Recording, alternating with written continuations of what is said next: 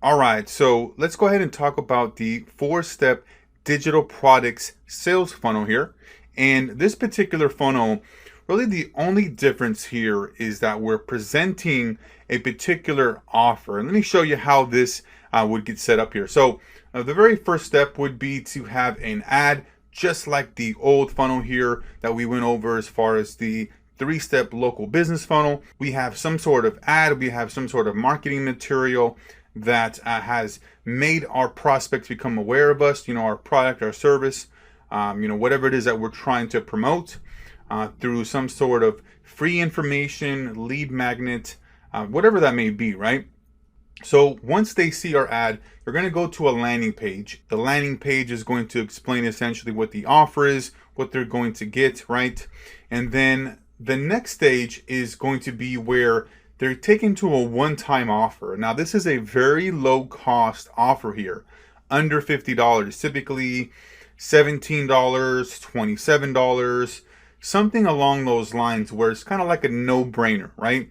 Where you're not asking them to take out, $100 or whatever. It's very low cost. And it's something that is called a tripwire. This is what it's commonly known as, but it's very low cost offer that still provides a ton of value, right?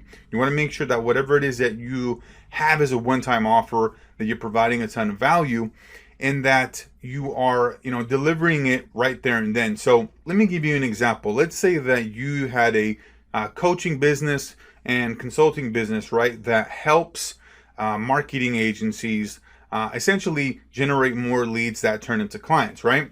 So with your ad here, maybe you have some sort of free cheat sheet where you're telling them, hey, how to get 5 leads in a week, whatever that may be. And then you take them to a landing page so that it can explain what that offer is, get them to, sign up for the, email and actually get that particular, cheat sheet or lead magnet, whatever it may be. But then once they put in their information, instead of going to a thank you page, it takes them to a one-time offer. And oftentimes these one-time offers have like countdowns.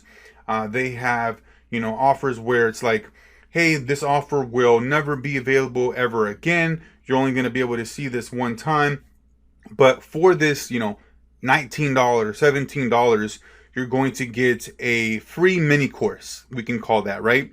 And the free mini course can be that one-time offer, and it can be maybe some of your past training. Maybe it can be a kind of a condensed version of what your actual, maybe full course is about, right? So this one-time offer really, makes it so that it's a no-brainer for the prospect, and it still provides a ton of value. And then once they are kind of going through your whole nurturing, sequence and process, they are able to get free valuable information from the lead magnet. They're able to get valuable information from the tripwire, which is a very low cost.